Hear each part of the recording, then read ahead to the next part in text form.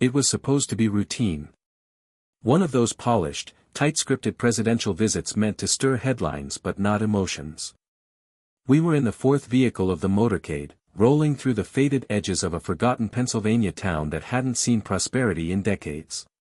The president sat in the lead vehicle, windows tinted, posture upright as ever, reviewing briefing notes with that steady resolve he carried like a second skin. I'd seen him do this dozens of times before. But this day, this strange, quiet morning, refused to stay ordinary. The sun hadn't climbed far.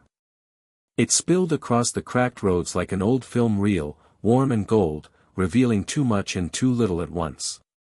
Boarded windows, rusted fences, tired porches with chairs no one sat in anymore.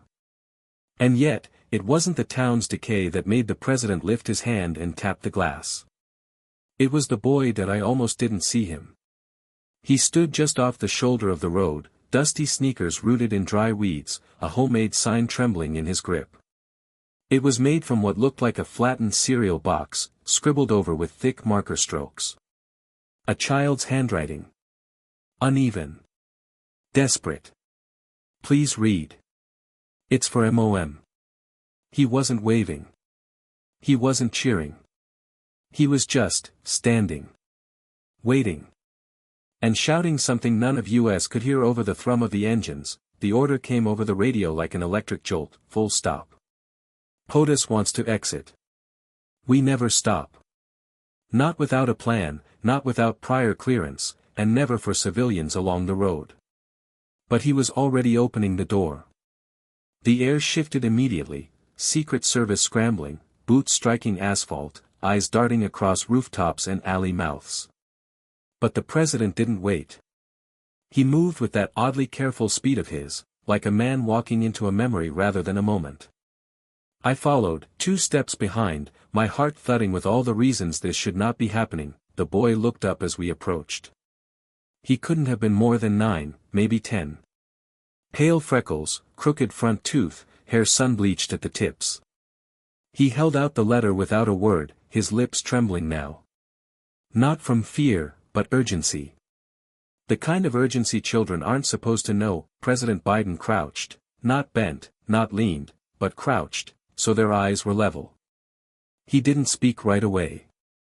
He just took the letter, looked the boy in the eyes, and nodded once. I remember that detail because it struck me how quiet the world became at that moment. Even the wind seemed to pause. What's your name, son? The president asked. The boy hesitated, then whispered, Eli. And your mom? He asked gently. Eli blinked quickly. She's a nurse. At the clinic. She doesn't come home when there's too many sick people. Sometimes I don't see her for 3 days. I thought maybe, if you knew, you'd help her. The president didn't answer right away. He opened the envelope, unfolded the letter, and began reading. I couldn't see the words, but I saw the way they landed on his face. Not like bullets, no. Like weights. Like truths he already suspected but now couldn't look away from. And then something shifted. A shadow, maybe. A resolve I'd seen before, but never like this. Not triggered by a lobbyist, a donor, or a senator. But by a child standing in the dust. What he said next I'll never forget. But that's a story for part 2. The paper was thin, folded too many times, worn at the creases like it had been opened and closed by nervous hands for days. As the president read, the silence around us thickened, not with tension, but with gravity. Eli stood still, his hands clasped behind his back, fidgeting with the frayed edges of his shirt, the way children do when they're trying not to cry in front of someone important. The letter itself was only 1 page, written in blue pen, with certain words underlined not for emphasis but because they trembled. And though I couldn't see the contents, I could read the president's face, and it told me more than the letter ever could that I'd seen him shaken before, after war briefings, after funerals, after moments when the weight of leadership bent even his shoulders. But this wasn't that kind of shaken. This was different. His jaw set with slow deliberation. His left hand clenched the paper tighter with each line. Whatever Eli's mother had written, it wasn't a request, it was a mirror, held up not just to a president, but to a nation that had grown used to averting its eyes that he finished reading. He refolded the letter carefully, precisely. Then he looked at Eli, not like a politician meeting a constituent, but like a grandfather seeing something of himself in a boy too small to carry so much. "Is your mom working now?" the president asked. Eli nodded. "At the clinic. Down that way." He pointed toward a crooked road flanked by wild grass and the skeleton of what used to be a gas station. The president stood slowly. I watched as his eyes swept the road ahead, the motorcade, the agents, the schedule he'd now thrown into the wind, and he did something I'd seen him do only a handful of times. He changed the plan without asking permission. He turned to his lead agent and said, "I want to visit that clinic. Now." The agent froze. Blinked. Whispered, "Sir, that location is not on the security itinerary." "I know," the president replied. "Adjust it. There's a tension that comes with shifting any presidential schedule on the fly. It sends invisible waves through the communications grid, shakes the press team into motion, lights up every detail officer's phone like a wildfire." But none of that mattered anymore. Not to him. Not to me. Not to Eli, who had somehow managed, in that small act of faith, to detour a convoy designed not to detour. We moved. The vehicles rerouted.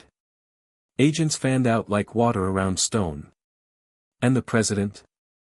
He walked those first 50 feet, holding the letter in his left hand, like it was a directive carved into something more enduring than paper. The clinic stood at the far end of the road, a squat, peeling building with sun-faded posters on the windows and a parking lot half swallowed by weeds. A woman stepped outside as we approached. She wore scrubs. Tired eyes. And on her face, the exact expression of someone who had already accepted that no one was coming to help her. Until now, she didn't see the president at first. She was looking for Eli, who had run ahead, calling "Mom," with the kind of cry that carries both joy and guilt. And then she looked up, and froze. You'd think people always recognize the president immediately. But they don't. Not when he shows up on foot. Not when he steps into their reality rather than bringing them into his. And so for a few seconds, she just stared. Not with disbelief. Not with awe. But with suspicion. The kind that comes from being forgotten too many times. Then the president held out the letter. "You wrote this?" he asked softly. She took it with trembling fingers. Nodded. Her mouth opened, then closed again. 1,000 emotions flickered behind her eyes, but not one of them was gratitude. Not yet. She was still waiting for the catch. For the cameras. For the price, but the president didn't pull out a pen. He didn't ask for a photo. He just looked her in the eyes and said, "Tell me what you need. Not for tomorrow. For today."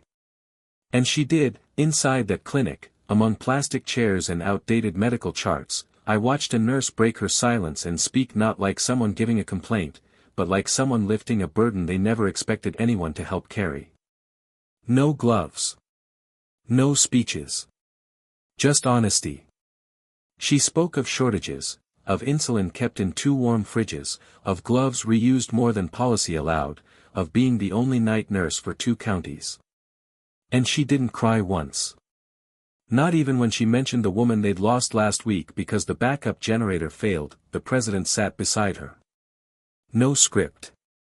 No desk between them. And I remember thinking, this is the version of leadership no camera ever really captures. The part where nothing is said for show. Where the only stage is a quiet room with too much pain and too few hands. That he stayed longer than he should have. Longer than anyone expected. When he finally stood, he didn't promise miracles. But he said 5 words I'd never heard him use quite like that before: "We're fixing this. Starting now." And he meant it, but what came after, that was the part no one could have predicted. What happened next was unlike anything I'd seen in years of following presidential visits. There was no press conference, no redirection to scripted remarks, no handlers sweeping us back to polished surroundings.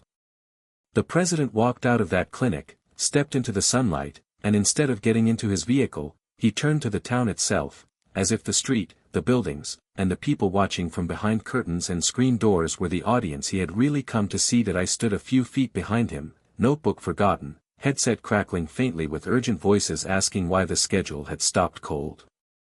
But none of that mattered anymore. The moment had taken on a life of its own. That he pulled his phone from his jacket and made a call, not through a secure line, not through a staffer, but directly to the Secretary of Health and Human Services.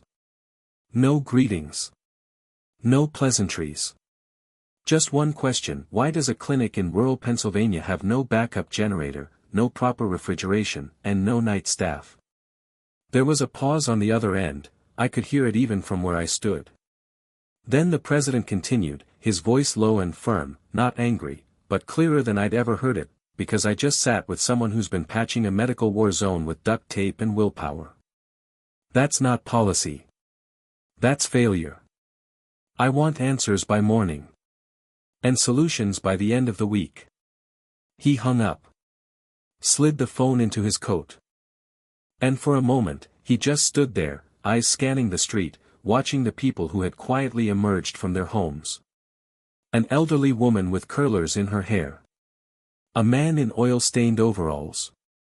A girl in a wheelchair parked beneath the shade of a tree. Then, without being asked, he walked toward them. The conversation didn't begin like some town hall or political meet and greet. It began with the president asking names. Asking how long they'd lived here. Asking what they missed most about the way things used to be. And slowly, one by one, they answered. Not with complaints, but with griefs carefully shelved for years. They spoke of the textile plant that closed and the grocery store that became a liquor depot. They spoke of the school that merged with another town's district and doubled the bus rides for their kids.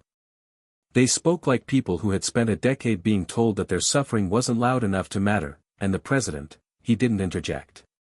He didn't soften their pain with hopeful pivots. He listened. Fully. Fiercely. Later, as we returned to the vehicles, the motorcade shifted in tone.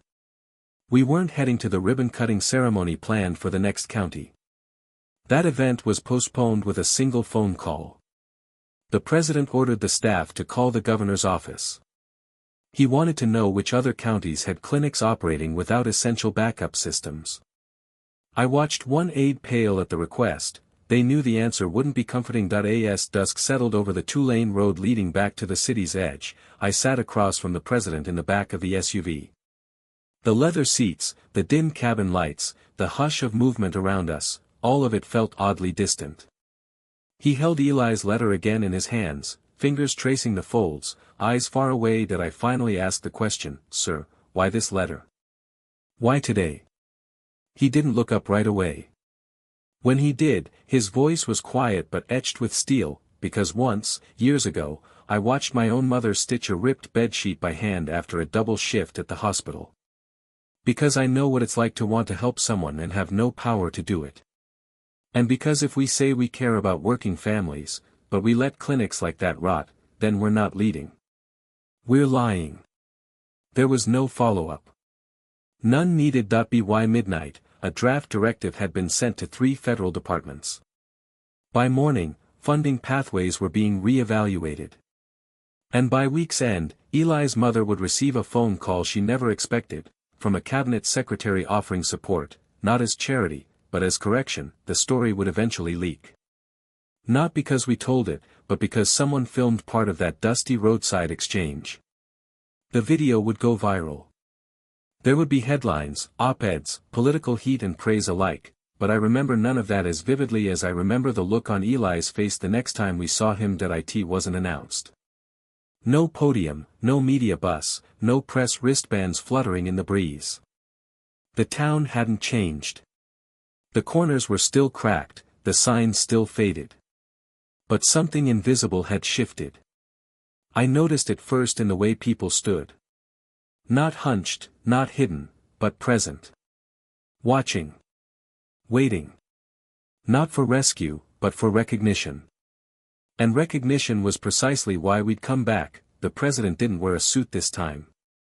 A navy windbreaker, rolled sleeves, the look of a man showing up to work, not perform. I stepped out behind him, just as before, but this time I didn't feel like an observer. I felt like someone retracing the edge of a ripple that had grown into something real. The clinic came into view slowly around the bend, its modest shape now adorned with something new: scaffolding, paint buckets, 2 men on ladders replacing the warped awning. And beside the door, Eli. His sneakers were cleaner now, but still 2 sizes too big. He wasn't holding a sign this time. He was holding a clipboard, and something about that image stuck in my mind more than any viral photo ever could. The president spotted him immediately. No motorcade pause. No formal introduction. He just walked right up and crouched again, same as before, as if time itself had been waiting to complete the circle. "You've been busy," the president said, nodding toward the renovations. Eli beamed. "They gave Mom new machines. And we got backup power now. Real one. It even works."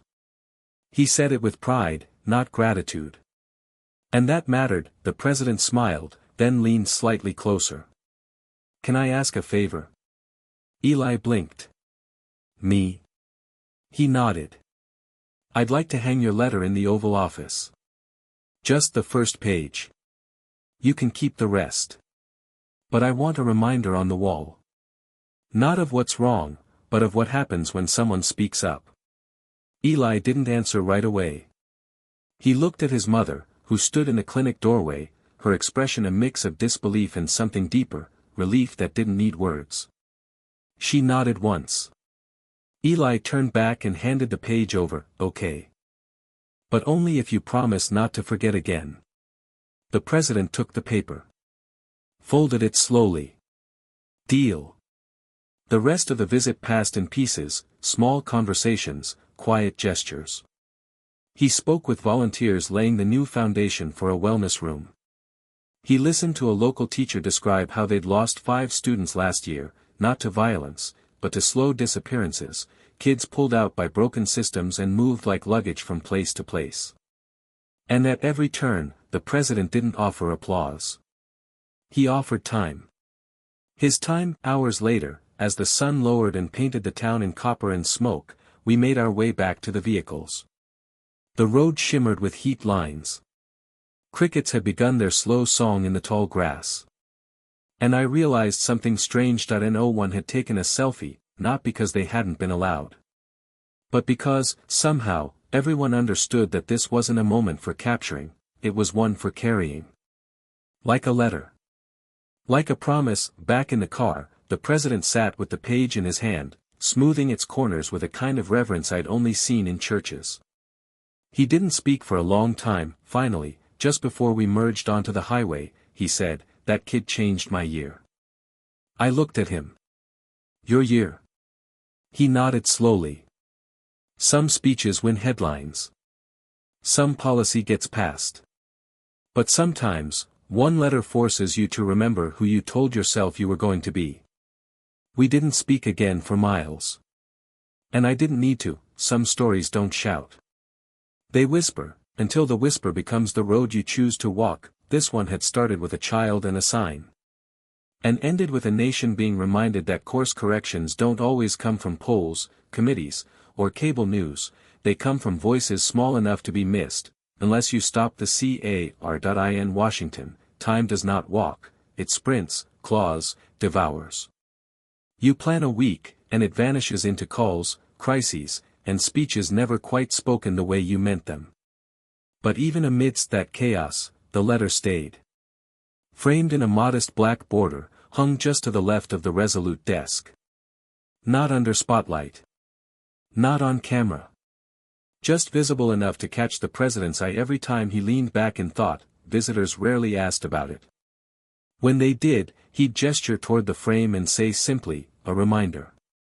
That small things aren't small." And then he'd move on. But I knew better. That paper had changed how he read every other, and so it came to pass that months later, after the clinic was fully restored, after the funding program born from Eli's words had quietly equipped 60 more like it across 4 states, we found ourselves in a different kind of room. This wasn't the Oval Office. It was a school gym in central Indiana, half cleared for a town hall, folding chairs arranged in imperfect arcs. The president had just spoken about rural health investments, and people were filing out, polite but unmoved. Another speech, they probably thought. Another promise, but then something unplanned happened. A woman stood up. Late 40s, eyes like polished steel, holding a medical folder thick with years. Her voice cracked as she asked, not for funding, not for favors, but for a reason. Why should I believe anything changes? There was no prepared response. The president stepped off the stage and walked to her. No cameras followed. No spotlight shifted. Only his voice traveled. I don't expect you to believe in the big things, he said. But do you know what turned into 60 better clinics this year? A boy. 9 years old. Wrote a letter for his mom. He didn't say Eli's name. Didn't mention the town. But I saw something change in the room. Postures softened. Hands unclenched.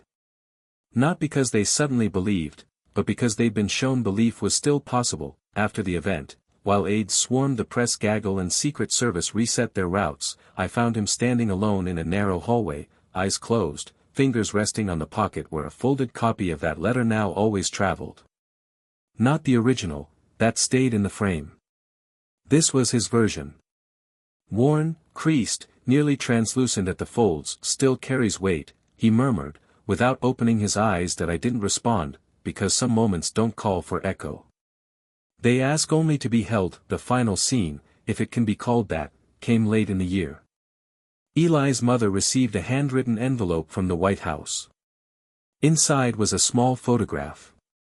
The frame on the wall. Beneath it, a note in the president's own handwriting: "You helped more people than I ever will." I just moved the chairs, and enclosed, folded neatly, was a second copy of the letter. She placed it in her son's hands. That evening, as the sun fell behind the Pennsylvania hills and their porch light flickered on for the first time in a long while, not as security, but as welcome, Eli taped that copy on the fridge door. Right next to a new drawing, him, his mom, and a building that looked just like the clinic, but bigger. Stronger. He'd written one word across the top in blocky pencil strokes. Still here. And I realized then, some stories don't end. They settle. They become part of the roads we take and the choices we make long after the news moves on. No monuments, no medals. Just the quiet insistence that one letter, from one child, can bend the arc of policy, not by shouting, but by telling the truth no one else had the courage to. That's what remains, and I was there to see it.